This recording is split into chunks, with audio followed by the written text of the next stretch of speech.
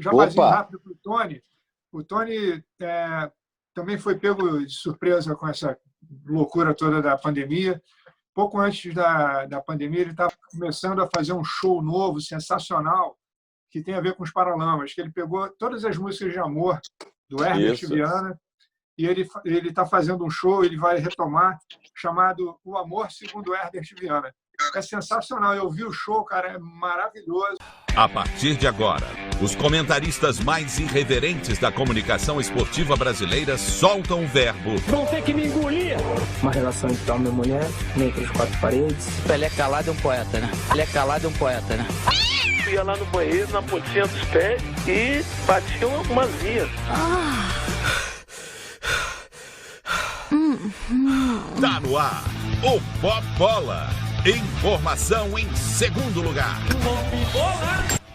Queridos e queridas, está começando mais um Pop Bola aqui na TV Max. Quase que eu falo Max, TV Max, canal 25525 da NET, aqui no canal do Pop Bola, que é um sucesso estrondoso, espetacular, uma coisa de maluco. Aí é gente se inscrevendo igual pinto no lixo. Mas também a gente só traz entrevista maravilhosa aqui, pô. Aí não dá, o cara tem que assistir, pô. E eu ainda nem apresentei. Daqui a pouco, já vou apresentar o nosso convidado, que eu sou ídolo, sou fã pra cacete dele, um grande ídolo. E é o seguinte, você se inscreve no nosso canal, você ativa o sininho, você dá like, você compartilha e faz essa tralha toda que a gente pede todo dia, porque aqui é o seguinte, aqui é o canal do Pop Bola, já passamos de 3 milhões de visualizações e vai. Cada vez mais, agora chega de papo furado. E vamos apresentar o nosso convidado de hoje, que não é convidado, já é nosso aqui, nosso querido Baroni! Uou! Um dos maiores bateristas da música popular brasileira. E isso aqui é babação de ouro. Os maiores bateristas do mundo. Eu fui menos para ser humilde, né? Porque ele é um cara humilde. Baroni, beleza? Tranquilo? Como é que você tá, cara? E aí, galera? Satisfação estar aqui com vocês. Obrigado pelo convite. Vamos ver se vai render a conversa. Vai render, sempre rende, pô. Você é um monstro. Muito ídolo. Cara, eu sou muito fã do Baroni, de verdade, cara, porque ele é um baterista. Claro que a gente tem grandes músicos aí no Brasil, mas bateria, e ele toca de uma maneira diferente, que ele toca como a posição, né, que ele toca ali, que é a bateria meio que na horizontal, assim, né, cara? Né? Não tem essa parada, Baroni? Eu tô falando besteira. É isso mesmo ou ele não entende nada disso de bateria, Baroni? Fala pra bateria. Não, é por aí. Eu tenho uma maneira de montar. A bateria é um instrumento muito cheio de trick-trick, né? Vamos dizer, né? É um instrumento complexo, é tambor junto com os pratos, né? Você usa os 4 membros para tocar. E é um instrumento cheio de peculiaridades, né? E a maneira de montar a bateria é muito pessoal, né? Você pode até achar um outro baterista que monta mais ou menos parecido, né? A disposição dos tambores e tal, dos pratos e tudo mais, mas cada um tem o seu lugar mais confortável para tocar, porque no final é isso, é você tocar de uma forma confortável, né? E aí a minha montagem é mais ou menos aquela linha meio tipo anos 60, os tambores ficam meio na horizontal, assim, como o pessoal do antigo, os caras que tocavam com Jimi Hendrix, com Eric Clapton, os caras fracos, né? Só tocam com os caras fracos, né? Pois é. Agora eu tenho dó às vezes do baterista, porque assim, eu vejo baterista lá. Com os músicos, né? Pois é, cara. Cara, eu tenho uma dó dos bateristas. Analogia o baterista é o goleiro da pelada, bicho. É isso. É isso que eu ia falar. Não, com tudo, né? Com relação a tudo, né? Porque se você errar, é igual o goleiro. Se você errar, erra a banda toda. Você tá marcando o ritmo da banda. O goleiro errar, acabou o time. Literalmente faz como faz no campo, né? Os caras olham para trás. Tipo quando o goleiro falha, né? O cara olha para trás. Aí a gente pode falar também, né? Para dar a volta por cima. Alguém tem que fazer o serviço sujo, né? O baterista está lá segurando a onda, não pode errar, cara. Tem uma história muito engraçada, aproveitando aí o ensejo, que o saudoso percussionista do Barão Vermelho, o Peninha, contava uma história muito engraçada, que tinha o cara que tocava o tarol no circo para um macaco andar no arame. Aí um belo dia, o nego trocou o cara lá, que ele ficou doente, ia botar no outro cara para rufar o tambor, e o macaco caiu do arame, cara. Ou seja, a importância do batera é Tem incrível. uma história. Você falou do percussionista. O percussionista tem que estar numa sintonia total com o baterista, senão também dá problema, né? Percussionista. Não, como se diz, a cozinha, né? Que é o pessoal que faz a parte rítmica, que inclusive está inserido aí o baixista também, né? Que ele faz as harmonias e dá o chão para todo mundo, né? Poder andar legal, né? Inclusive, meu grande compadre, o Bi Ribeiro, que para mim é o maior baixista. O Bi é um monstro. É outro monstro, Aquele asfalto liso, né? Para a gente poder fazer a jornada numa boa, jornada musical, né? Então, a sessão rítmica é importantíssima. Você tem que ganhar essa segurança, né? Quer dizer, todos os músicos vão ganhando esse tipo de autoconfiança com o passar do tempo, né? Você vai... como dizem, né? Depois das 10.000 horas que você precisa para fazer qualquer coisa bem, aí a gente pode, né, ficar seguro na hora que você vai tocar, seja lá com quem for, tem que, né, sentir firmeza geral, né? Agora, o baterista não está diferente. O Baroni, o baterista, cara, é assim, né? Eu tenho uma banda... Agora tem uma banda mais de farra e tal, mas já eu tocava heavy metal, pauleira e tal. E o baterista, então, é exigido pra caramba. E tem isso, né? Que o baterista ele é exigido pra caramba. E duas coisas assim que eu fico impressionado. Primeiro, eu já tentei tocar bateria. Quer dizer, tentei. Eu sentei lá e é um negócio de maluco, porque você mexe os dois braços e as duas pernas. É uma coisa de maluco, porque você cada um movimento de uma maneira. Então, assim, é muito difícil. Eu acho uma coisa muito difícil. E tem o trabalho, né, cara? Agora não.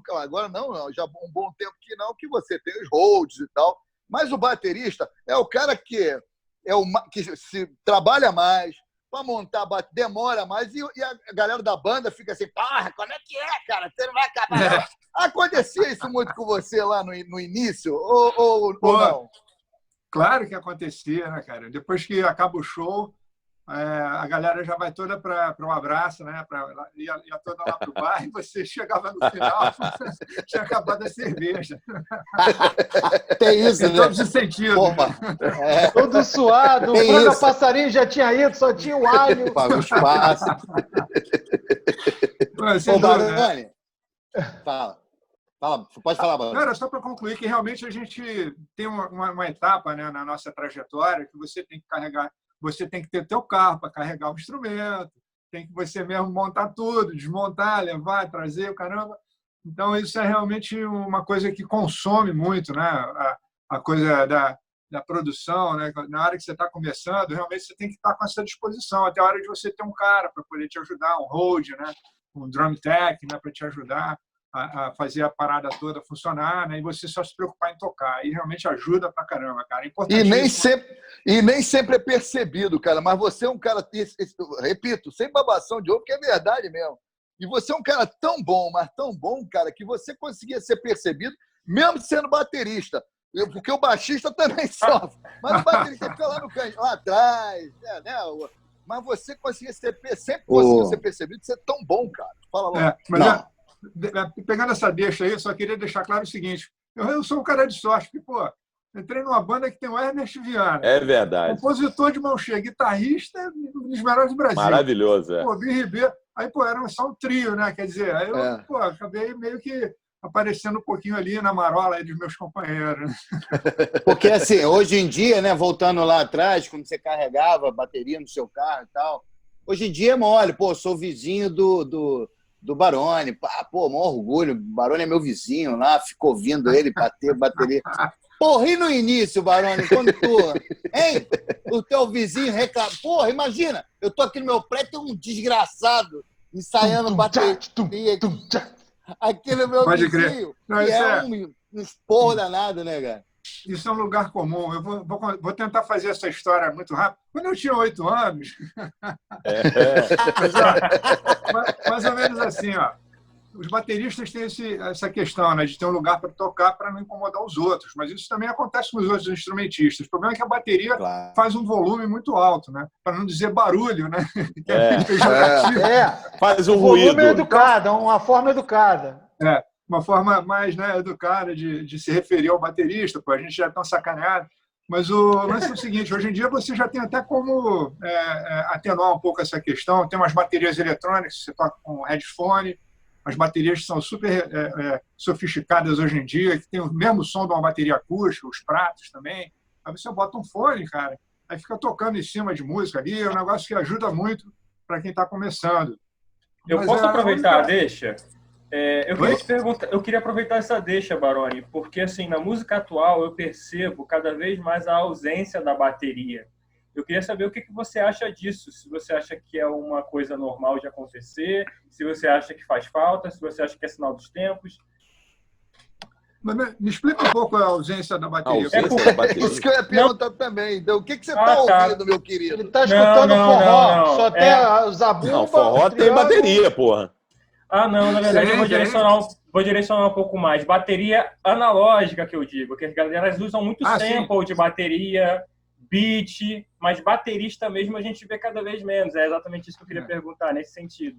Então, eu acho que existem alguns setores, né, que não falam um com o outro. Assim, talvez a música eletrônica, a música para rave, né, e tudo mais, ela ocupa um espaço, né, onde essa turma toda que faz música sem precisar do músico exercita isso de uma maneira muito inventiva, né? Eu não vou nem dizer o que é bom, o que não é, porque não é o caso, mas... Não é bom, não. Melhor a bateria. Até a música mas você não pode, você não fala, mas a gente fala. Até a música do pessoal da música eletrônica, eles dependem de alguém que gravou uma bateria para fazer um loop, né? As baterias do James Brown, né? Que eles geralmente usam, não sei o quê. Então, acho que dependendo do setor da música, você vai ver isso aí acontecendo. Agora, o que eu queria deixar claro é o seguinte, eu nunca vi tanto baterista ou candidato a baterista como hoje, porque hoje em dia os pais dão bateria para os filhos. Meu pai não me deu bateria, bicho. É verdade. Luta para ser baterista. Hoje em dia tem muita escola de bateria, que o pessoal pode ir lá, não precisa nem tocar em casa. Chega em casa, toca na borrachinha lá para treinar, não incomodar ninguém. Hoje em dia, as possibilidades de você ser um bom instrumentista são muito boas, porque existem muitos recursos para isso. Então, nunca vi tanto baterista por aí, cara. Tem muito baterista, muita gente talentosa, conseguindo trabalhar, conseguindo fazer música. O Brasil é um manancial de grandes bateristas, né? Você vê aí o batera de Sepultura, o Eloy Porra, é um monstro, cara. Né, cara? Monstro. Cara, o Eloy muito. O Aquiles Priester também, baterista de metal, que ele levou... Esses caras levaram a bateria para um outro patamar, cara. O Baroni, aquele que perdeu o braço, que eu não entendo muito disso. Aquele que perdeu o braço, que é a bateria... Você é do Def Leppard. Scorpions, né? Scorpions não, Def Leppard. Def Leppard, exatamente. Aquele cara lá, acho que era Tony Allen, se não me engano, não me lembro o nome dele, mas ele conseguiu até se virar ali também, né, para poder continuar tocando, porque... Mas ele não tem o braço literalmente, né? Para quem não entende, para quem não tem informação, é aqui em cima, né? Ele perdeu não é cotoco, não. Um acidente de carro nos anos 80, e aí a banda continuou, e ele foi se adaptando para poder tocar com as limitações que ele tinha lá e tudo, e continua na boa lá. João, só um instante aqui. O Frajola sempre puxa um assunto para deprimir todo mundo. Perdi o braço. Cara, não tem uma entrevista que ele não puxa um assunto lá para pôr. O cara morreu, perdeu o braço, o outro perdeu o olho. Daqui a pouco ele vem, Tavares. É impressionante. Aqui, ó, vou pegar minha baqueta aqui. Que morreu.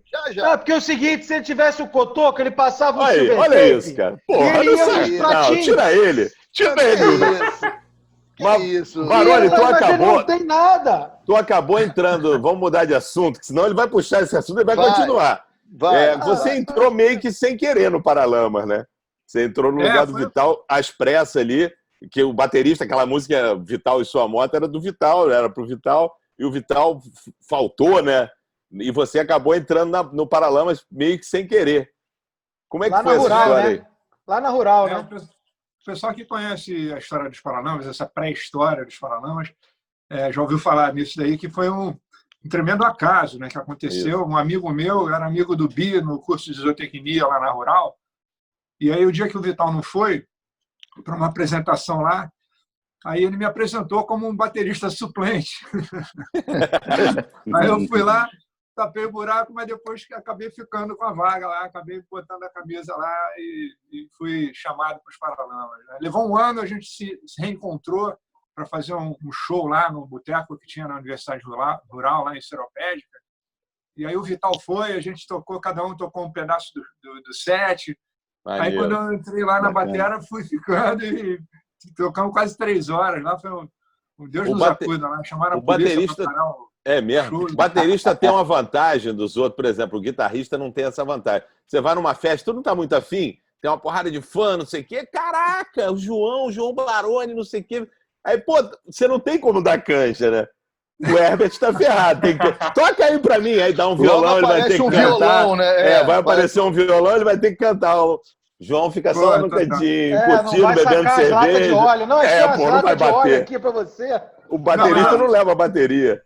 O Herbert é o maior fogo de palha. Ele ia ficar feliz aí em qualquer canja, qualquer parada, ele chega junto pra caramba.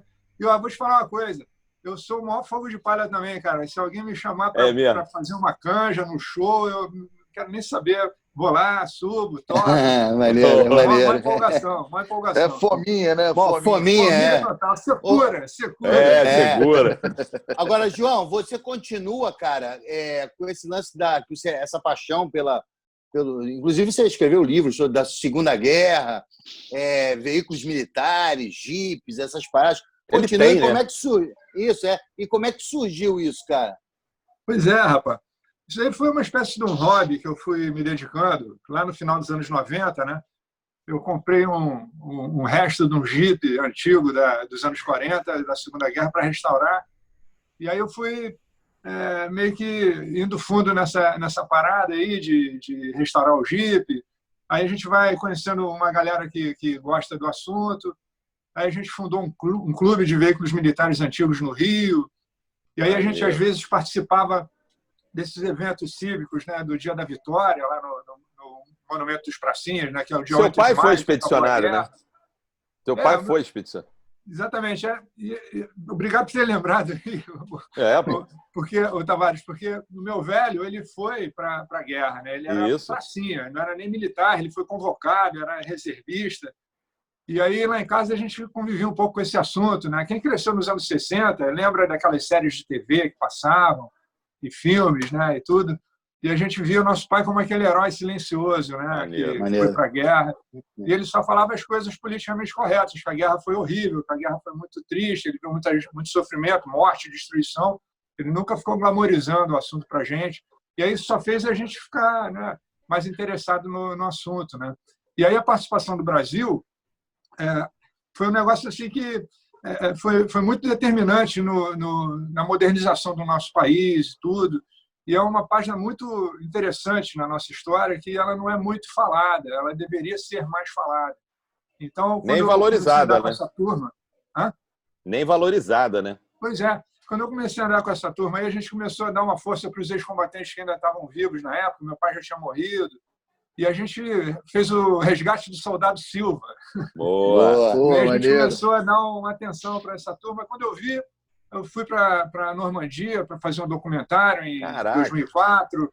Aí eu encontrei lá um piloto que nasceu no Brasil, virou maior arás da aviação lá, francesa, que lutava junto com os ingleses. Aí depois escrevi um primeiro livro. Aí depois escrevi numa revista. Aí fiz o meu segundo documentário, escrevi o meu segundo livro. E aí, quando eu vi, isso daí ocupou um espaço mesmo, né, na minha pauta. E esse segundo livro que eu escrevi, em 1942, O Brasil e Sua Guerra Quase Desconhecida. Eu devia estar com a capa aqui fazer um jabá, né?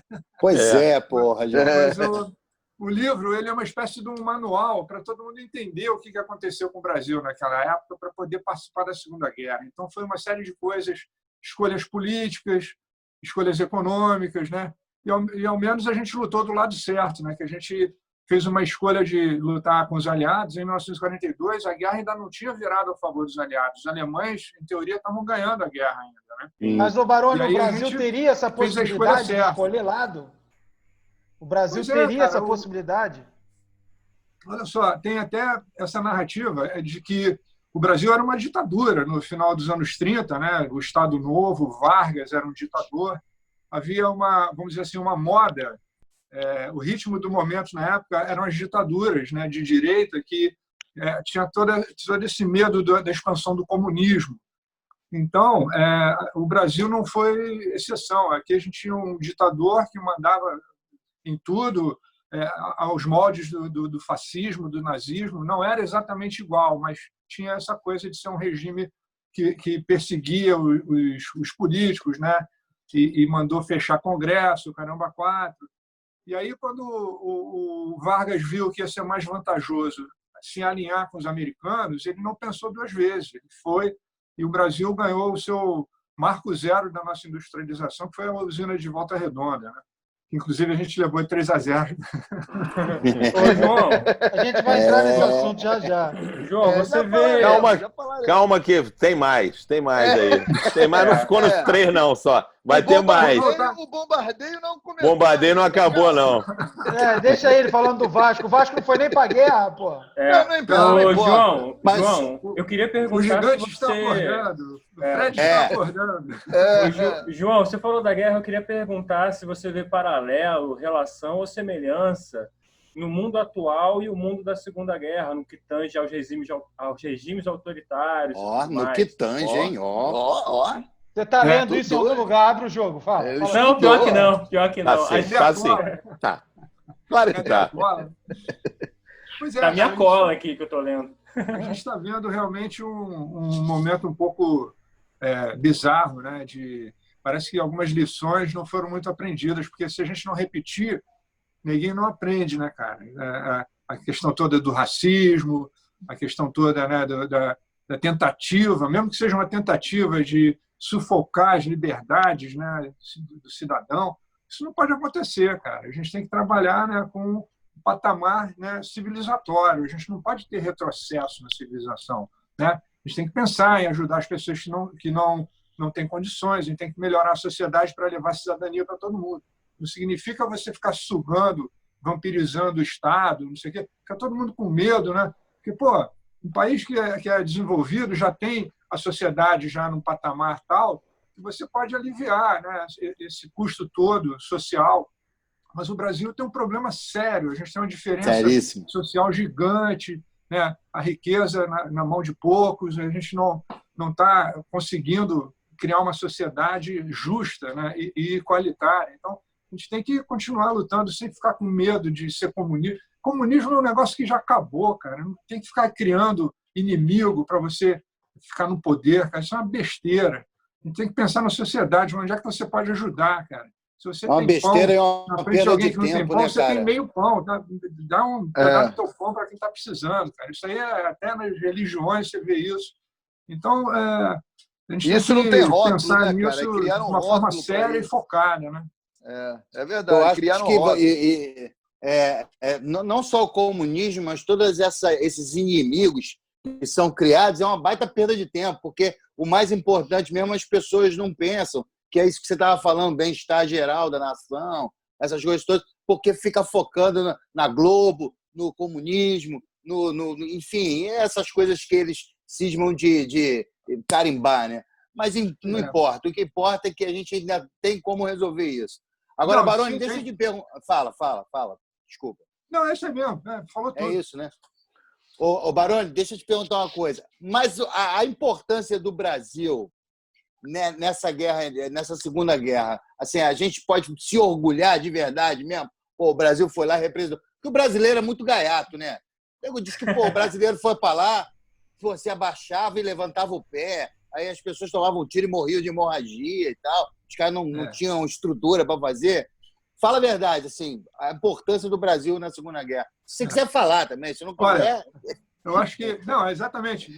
Isso aí virou uma questão para mim, né? Explicar o que aconteceu. O meu livro, inclusive, explica isso muito bem, porque eu consegui condensar uma série de histórias, de fatos históricos e de referências bibliográficas para poder as pessoas que não entendem passarem a ter uma noção do que é a participação do Brasil na Segunda Guerra.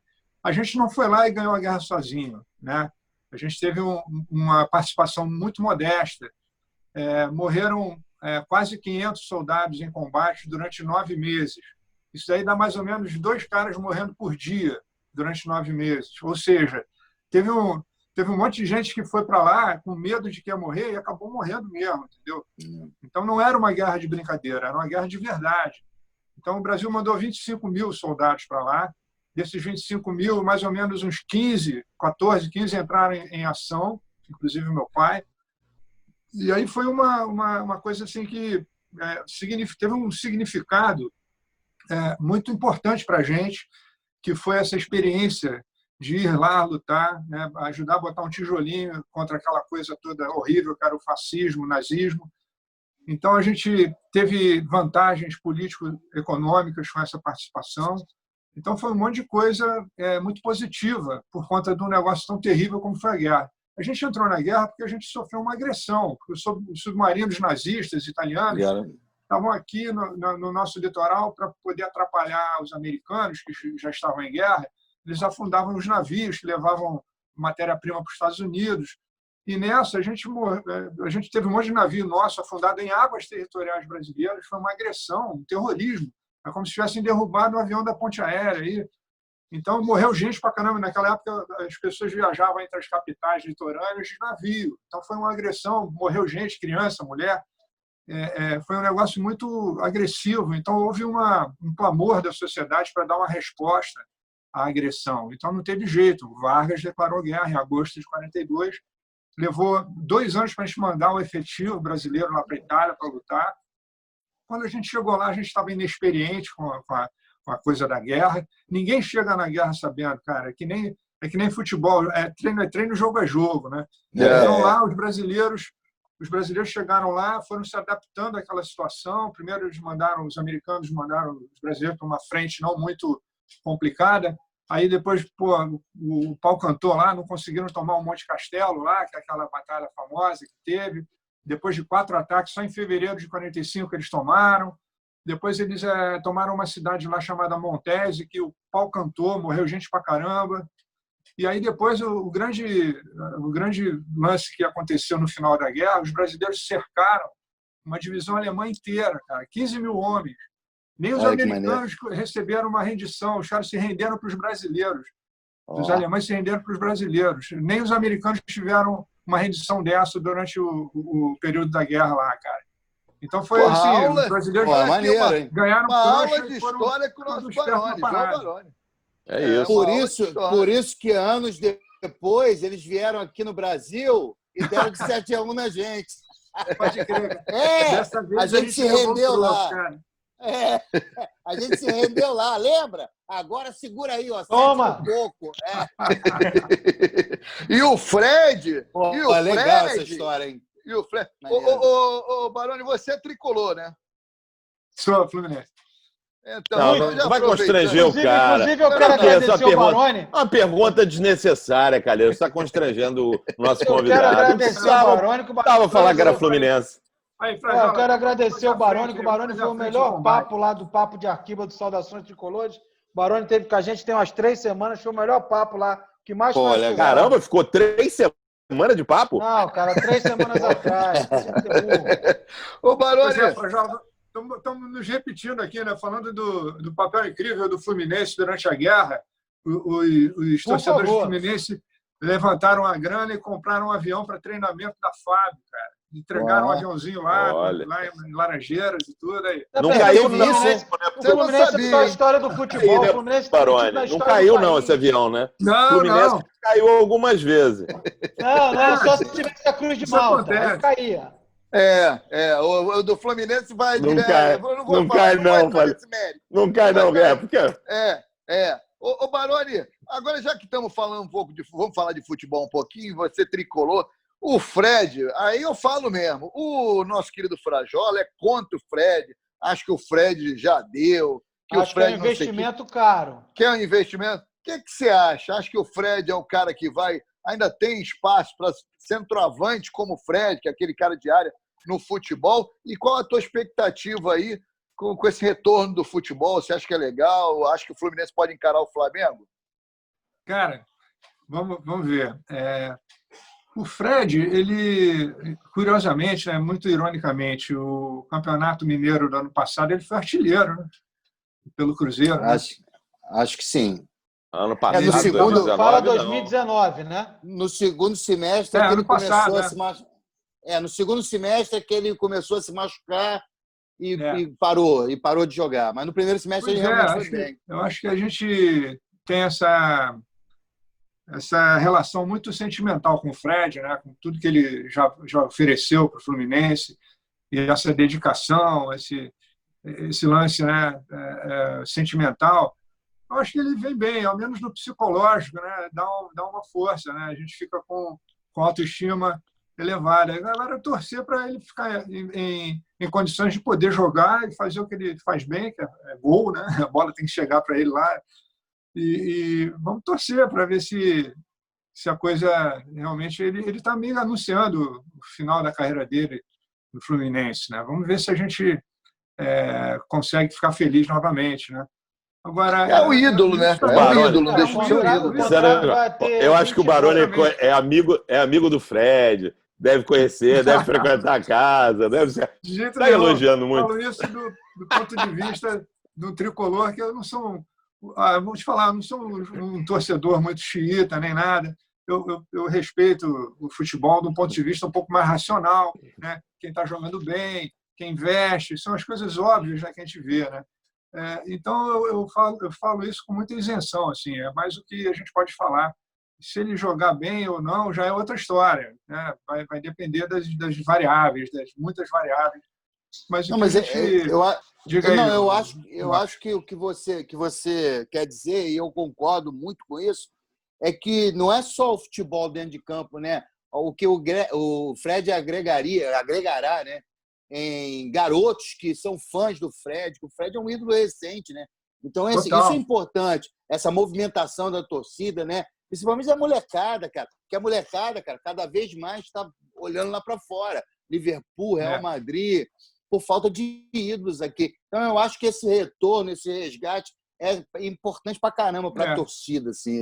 Tem seu valor, exatamente. Claro. O Fred tem muita história para contar de 2009, por exemplo. Não, ele tem uma referência, ele consegue mobilizar a torcida do Fluminense, inclusive para ações extra-campo, que o Fluminense andava meio perdido aí, que é a questão da volta da campanha da associação, dos novos planos de sócio.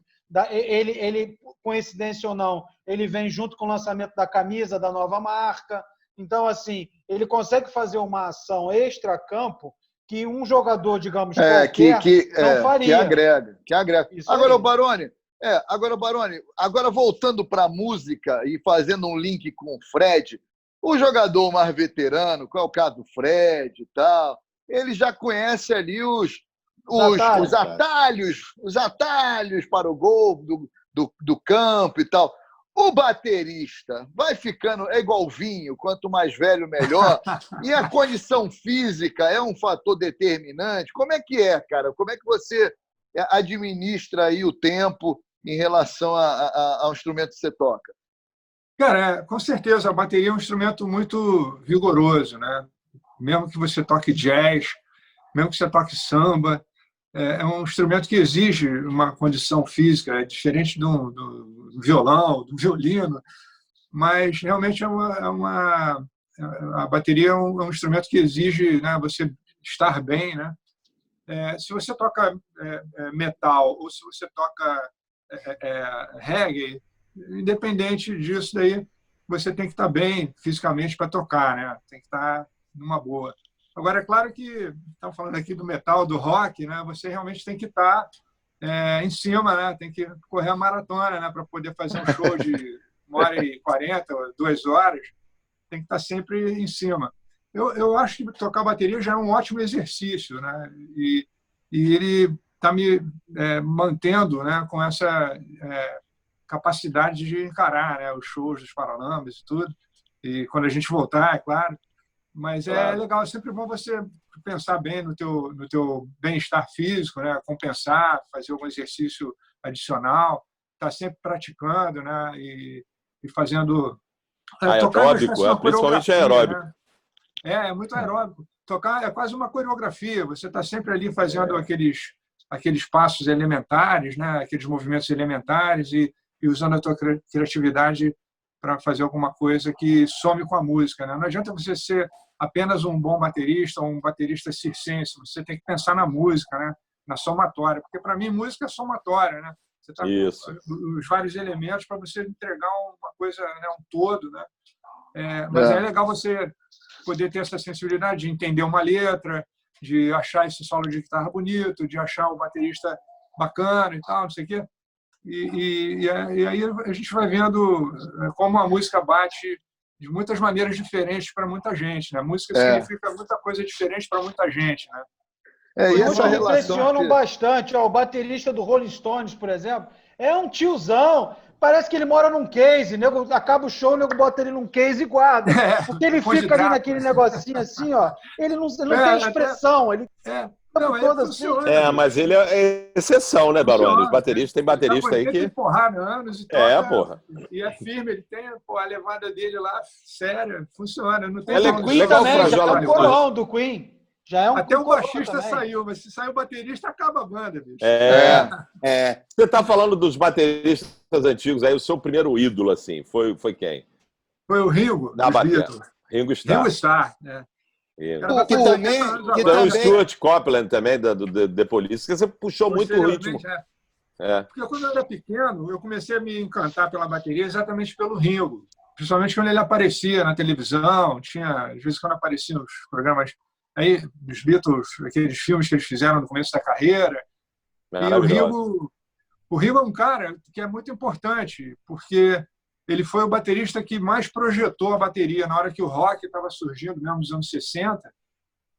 Os Beatles fizeram aquela apresentação no programa do Ed Sullivan, nos Estados Unidos, num domingo à noite. Eles tocaram lá, primeira vez que eles foram para a América, ganharam, conquistaram a América, né? No dia seguinte, cara, venderam-se todas as baterias nas lojas de instrumento por causa do Ringo, entendeu? Então ele teve essa importância de botar a bateria realmente em destaque, né, dentro do contexto da música moderna, do rock. E aí você vê, o Ringo é um cara que, quando ele entrou nos Beatles, começou a dar certo, cara. Então, isso que eu ia falar. Ele tem muita coisa a favor dele. Não é igual, mas é parecida a tua história com a do Ringo, né? Que tinha um baterista, Tinha um baterista lá, tiraram o maluco, e aí o cara entrou. E a tua história com o baterista do Paralamas não é igual, mas é parecida, né? É meio similar. A gente já ouviu essa comparação antes. Baroni, queria... Pô, eu também só tô com pergunta que todo mundo faz também. Baroni, eu queria te perguntar qual foi o show mais marcante de festival? Se foi o do Rock in Rio, em 85, ou o Hollywood Rock em 92. E aí eu queria aproveitar que eu tô nesse tema... Pra ele foi o Festival Rural, porra. Foi quando ele entrou no Paralamas. Foi o mais importante. Não, mas dentre esses dois, Hollywood Rock e Rock in Rio, qual foi o mais marcante? E aproveitar que eu tô no tema de show, queria que você falasse sobre o show no Monumental de Núñez, que lotou lá na Argentina. Como é que foi essa entrada do Paralamas lá? Pô, cara, não resta a menor dúvida que o Rock in Rio de 85, cara, a nossa primeira aparição no Rock in Rio foi importantíssima. Eu vi esse show. Você estava lá. Estava lá. E sem dúvida foi o show mais importante da nossa trajetória, que dali aconteceu um monte de coisa, inclusive a nossa entrada na Argentina, depois nos países aqui sul-americanos, porque muita gente viu o Rock in Rio, e aí muita gente vinha para cá durante o verão, aí levava disco das bandas brasileiras, e muita gente lembrava dos Paralamas como sendo, vamos dizer, a revelação do Rock in Rio, aquela coisa, né? E aí foi muito importante para a gente. Foi uma janela, foi uma vitrine mega, né? E aí, tanto que aconteceu que a gente, aos pouquinhos, foi chegando na Argentina, no Chile, Uruguai, Paraguai. Tocamos muito na Venezuela, né? Enquanto ainda estava funcionando lá, não sei o quê. Enfim, foi importantíssimo. E na Argentina, até hoje os caras lembram da gente com um carinho especial. A gente é local lá, cara. Pô, que legal. Maneiro. Paralamas. E esse show no Monumental de Núñez foi um festival de rock que teve lá. A gente tocou na mesma noite do Keith Richards, quando ele estava fazendo show sozinho, né, sem os Stones, né? A gente tocou lá para 45 mil pessoas, foi um mega espetáculo. E a gente Olha, desculpe, Keith Richards, mas a gente aqui é local. Né? Dá um tempinho. Dá um tempinho aí, Keith. Perdão.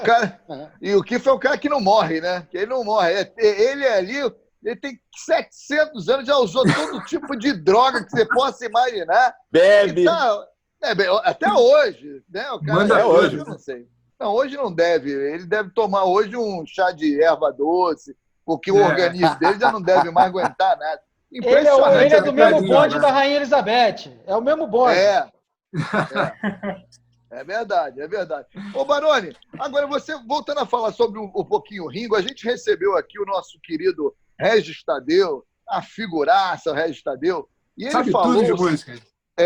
Fera. E ele falou uma coisa que me deixou intrigado, porque eu nunca tinha percebido, eu pelo menos, que estou muito ligado à música e tal, que nunca tinha percebido isso e confesso que passei a analisar isso com um olhar mais... Ele disse o seguinte, que o Ringo, cara, é um baita baterista que nunca foi reconhecido. E a sensação que eu sempre tive é que o Ringo era mais aquele menino de Liverpool, aqueles, né, com aquela musiquinha que é legal, enfim, os Beatles, claro, mas que não era esse baterista todo, e ele falou exatamente o contrário. Ele falou que é um baita baterista. Você concorda com isso, cara? Concordo plenamente. Eu acho que tem esse lance de comparar equivocadamente algumas coisas. O Ringo é um cara que não era, vamos dizer assim, um virtuoso na bateria, como era o John Bonham, por exemplo, como era o Ginger Baker, né? Esses grandes bateristas ingleses. O cara solava, ficava lá meia hora fazendo solo de bateria na hora do show. O Ringo não era chegado a isso. O Ringo era um cara que era mais na dele.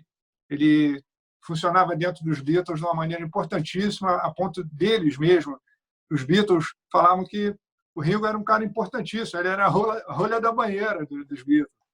E o Ringo já era conhecido antes de entrar para os Beatles lá em Liverpool. Ele tocava nas bandas lá, ele já tinha fama de ser um bom baterista naquela época.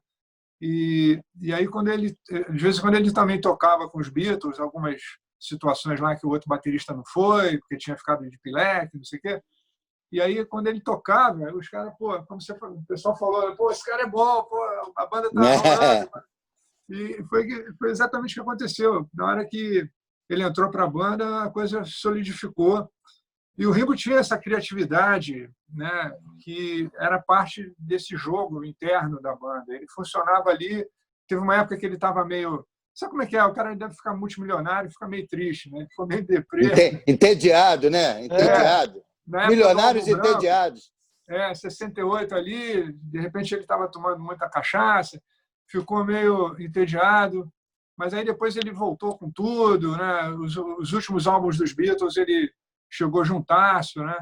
E ele tem a história dele, cara, que não tem como a gente pensar nos Beatles sem o Ringo, né? Não tem como pensar sem ele, não existiria os Beatles, não tem como você pensar. E ele era muito amigo do Keith Moon, que era outro maluco, né, do The Who, né? E ele era amigo do John Bonham, eles saíam para beber juntos lá na Londres dos anos 60.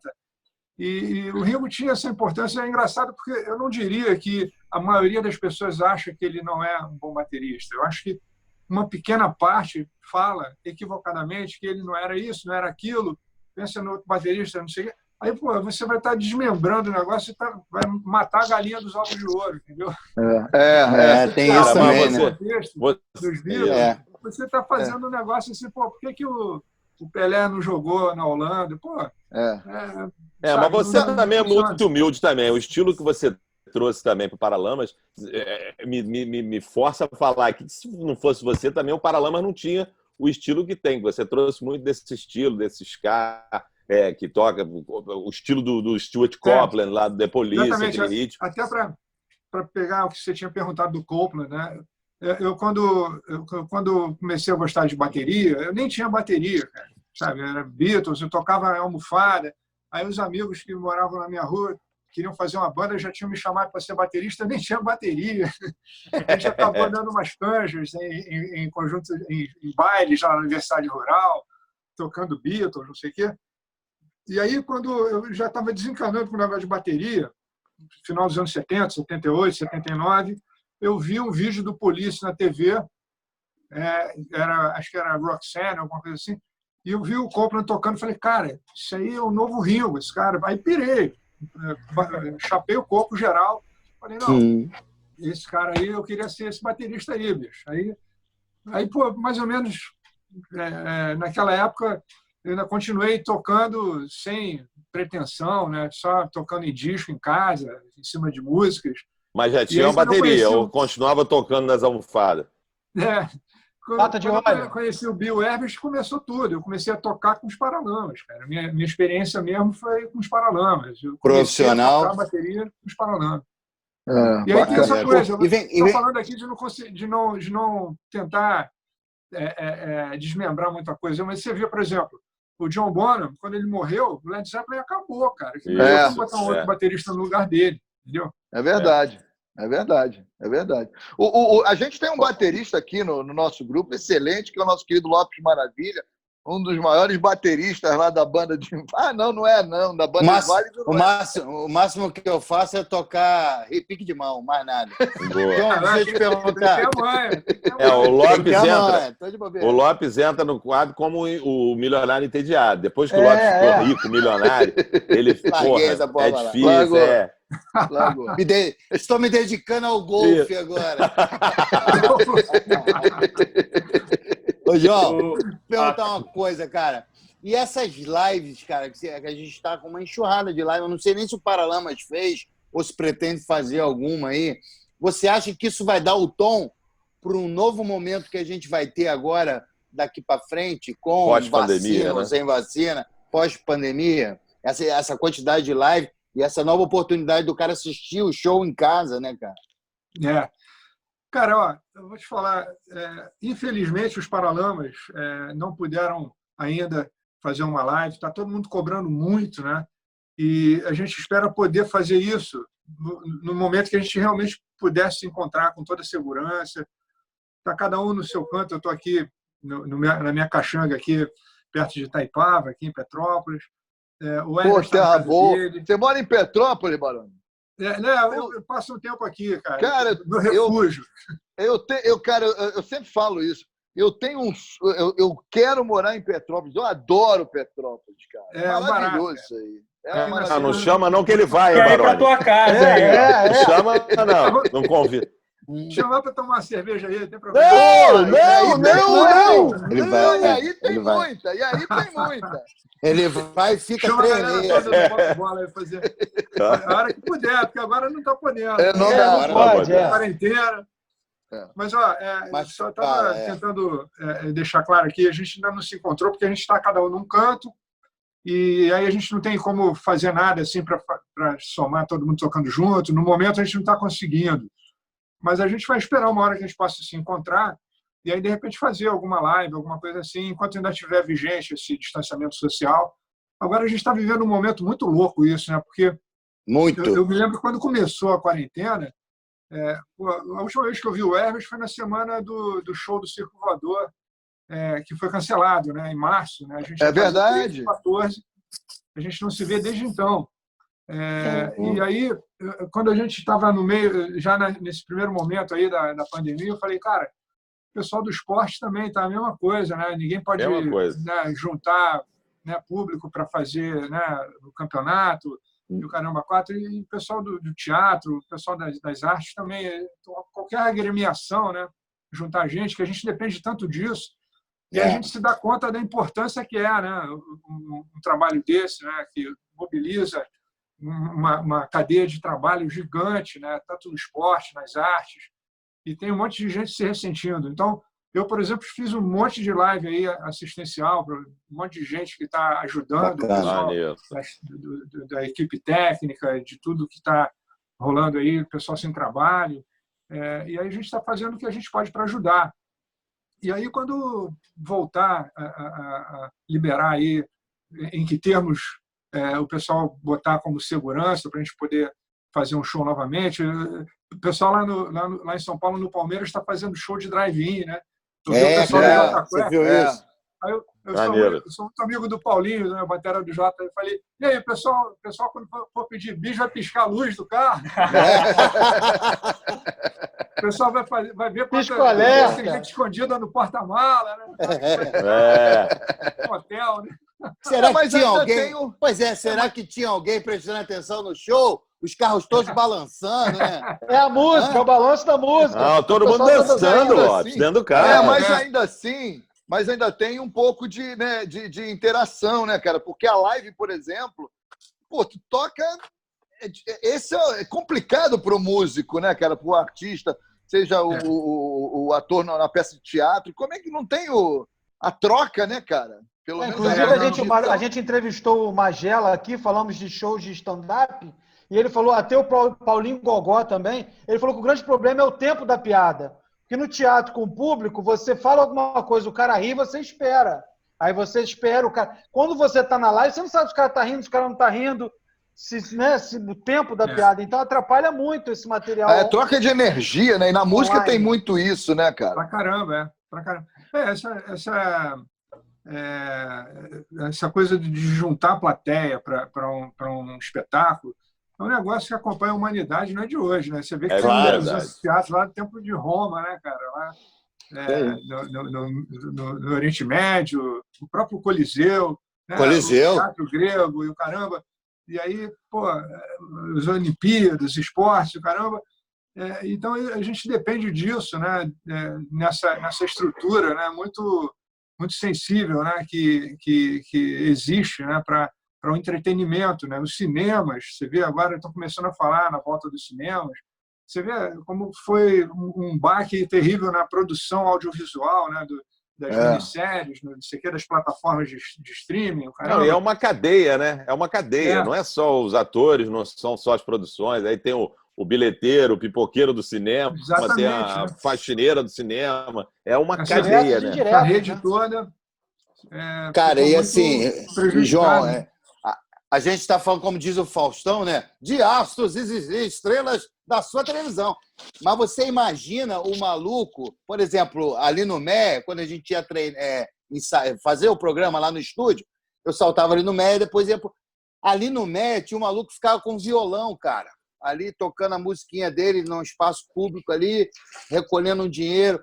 E a quantidade de músicos que estão... Porque a gente está falando em bandas, em músicos de banda, mas essa galera do boteco também, que toca ali, que ganha vida cantando na noite, cara, esses caras estão com problemas sérios, porque vivem disso, e tão cedo... Não, se bem que agora já liberaram os botecos aí, tá tudo liberado já. O pessoal do Leblon já descobriu a cura por quase 4 meses, né? Mas é engraçado que libera a galera para beber, mas o músico, o cara diz que não pode. Exatamente, os caras ficaram quase 4 meses aí trancados sem poder exercer a sua função, né? Porque uma coisa é o Baroni, que é um astro da música, e outros tantos astros da música aí que gera emprego e tal, mas a galera do boteco lá, que toca na noite, porra, vai ser difícil para se recuperar, né? Ou vai fazer outra coisa, deve estar fazendo outra coisa agora. É muito triste, cara. A gente está passando por um momento muito delicado na civilização, eu diria. Acho que vai ter que ter muita paciência para reconstruir tudo, né? E torcer para que as coisas sejam no melhor cenário, né? Se pintar uma vacina, para tentar retroceder tudo. Amém. Mais ou menos como era antes. Mas com certeza a gente vai ter um diferencial aí, né? Daqui para frente. E vamos tentar ver se a gente consegue achar uma engrenagem que funcione e ajude quem está precisando, né? E eu tenho um sujeito aí, não sei se fazer um tal de Tony Platão. Tony Platão, não sei se você gosta dele. São amigos de arquibancada. Amigos de arquibancada, pô. Eu sei que é, pô. Total. Não, sofreram muito juntos. Sofreram muito até hoje. A semifinal e a final do Libertadores, estávamos todos juntos lá na arquibancada do meio do Maracanã. Já falei isso para ele. E o Tony dando ordem na arquibancada, direcionando... Mas aí valeu a torcida porque fã. Aí valeu a torcida porque foram campeões. É um momento histórico, aqui, né? Foram campeões da Libertadores. Aqui rápido. Jabazinho rápido para o Tony. O Tony também foi pego de surpresa com essa loucura toda da pandemia. Pouco antes da pandemia, ele estava começando a fazer um show novo, sensacional, que tem a ver com os Paralamas, que ele pegou todas as músicas de amor do Herbert Viana e ele está fazendo um show, ele vai retomar, chamado O Amor Segundo Herbert Viana. É sensacional. Eu vi o show, cara, é maravilhoso. Ele falou aqui com a gente esteve aqui com ele. E rearranjou. Sensacional, não perca. O Amor Segundo Herbert Viana. O Tony tá botando música nova aí na rede e tudo mais. Tá. Garoto, começando agora, mas vai longe. Ele tem talento, né? Talentoso. Vai longe. A gente não chamou ele para participar aqui, ô Baroni, porque ele não ia caber. A cabeça dele não ia caber aqui nesse quadradinho. Se somos 6, o Tony participar tem que ser no máximo 2. Ele de um lado e o convidado do outro. Mas deixa eu te perguntar, você participou de uma geração que ficou na história da música brasileira aí, a geração dos anos 80 e tal. Como é que você vê o cenário hoje? Você acha que daqui a, sei lá, 30 anos vai ter a geração 2020? Ou hoje está tudo muito superficial? Não tem uma coisa meio que tomando território, tá? Faz um sucessinho aqui, some. Como é que você está vendo esse cenário hoje? É muito curioso, porque hoje em dia existe uma outra relação com a música, né? A música ela sempre permeou a nossa vida, sempre foi uma trilha sonora da nossa vida, né? Quando você ia para a praia, quando você ia para a night. Isso. E enfim, de alguma maneira, a gente ainda vive uma herança da maneira como a música era comercializada há pouco tempo atrás, com a coisa do disco, do CD, seja lá qual for, aquela coisa de a música que toca no rádio e tudo mais. E aí, quando veio a internet, isso mudou radicalmente, né? E hoje a gente está na época do streaming. Eu mesmo, cara, eu ouço música de uma maneira muito menos opressiva como era antes, porque você bota lá, escolhe lá o tipo de música que você gosta e você ouve um monte de artista, um monte de banda de várias épocas. É muito mais prático hoje, né? Hoje em dia você tem uma relação com a música muito mais simplificada. As pessoas dificilmente pegam um LP para ouvir, né? Vai para o seu sofá, bota o disco para ouvir, fica lendo a letra ou vendo a ficha técnica do vinil, né? Hoje em dia tem uma relação diferente com a música. É o momento que a gente vive atualmente, né? Você vai no carro, você bota um pendrive, ou então você bota no Bluetooth lá e você ouve. Então, hoje em dia você está vivendo uma outra relação. Eu vejo meus filhos ouvindo música e não existe assim não existe mais uma Beatlemania, né? Com um artista, com uma banda. Você ouve, cada 15 dias mudou a parada, sabe? Tem a fila é grande. E a produção musical hoje em dia ela foi muito democratizada. Vocês se lembram na nossa época, lá nos anos 80, no final dos anos 70, os artistas brasileiros brigavam para ter mais música brasileira na rádio, cara. Tocava mais música estrangeira. Né? É verdade. Aí depois os artistas brigavam com a gravadora para numerar o disco, para saber se a gravadora estava roubando, se não estava, sabe, na vendagem.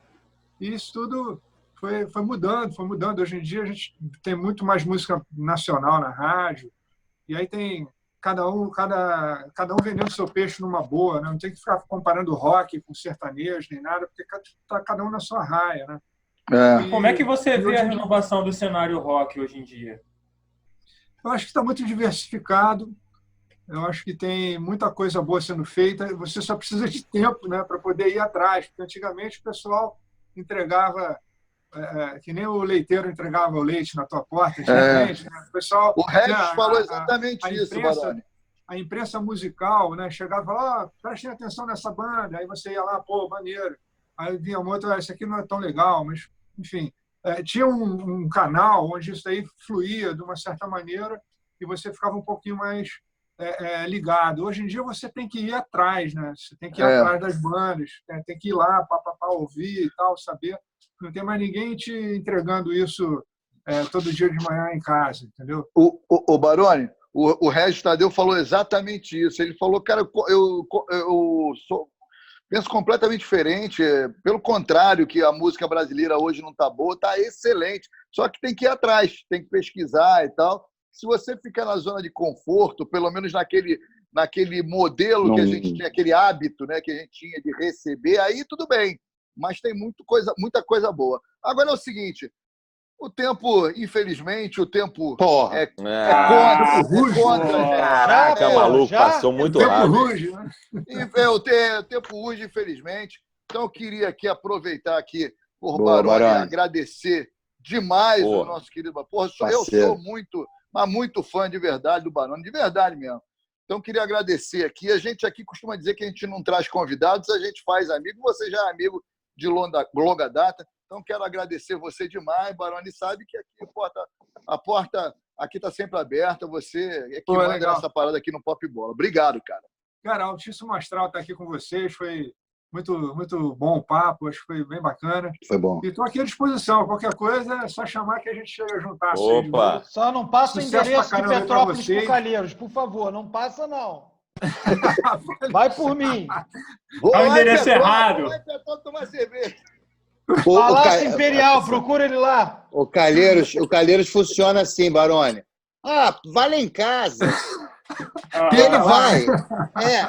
Ele vai. Eu me lembro que logo que ele entrou, rapidamente contar essa aqui para a galera ficar sabendo. Logo que ele entrou no programa, eu convidei a galera para ir no aniversário das minhas filhas. Ele foi o único que foi. Ninguém ele só não foi. Ele só, além de ir, ele, a namorada e as duas filhas de 70 anos cada uma. Tinha nada a ver com festa de criança. Foi pra dar prejuízo mesmo. Porra. Batizado do meu filho, marquei lá na ilha, ele foi também, ele aparece em tudo. Ô, Baroni, se Então- o Calheiros for a Petrópolis com essa barba, o cara vai gritar: volta pro museu, maluco, volta pro museu. Baroni, Valeu, obrigado. Eu dou moral, Saúde. pô, é isso. Calheiros Se cuida. segura. É. Galera, ó, só para fechar Abraço. o tempo aqui, os Paralamas vão começar aí, quando voltar Opa. a parada, né? Vamos continuar aí com um show novo chamado Paralamas Clássicos. Então, todo mundo ligado aí, quando a gente puder voltar para a estrada, Paralamas Clássicos. Estarei Boa, lá, porra. estarei Show lá, de bola. com certeza. Show de bola. Obrigado, cara. É Obrigado, só aí, dizer, sucesso total, é só Pop Bola, dizer a valeu. data e o horário. Só dizer a Só data e o falar horário que a gente que é. vai estar lá. Tá lá, com certeza. Valeu. Valeu, Baroni. Obrigado. Valeu, João. Obrigado, Baroni. Amanhã, gente, Cuida, irmão. aqui na TV Max e no canal do YouTube com mais Pop Bola. Valeu. Até amanhã. Foi. Valeu. Informação em segundo lugar.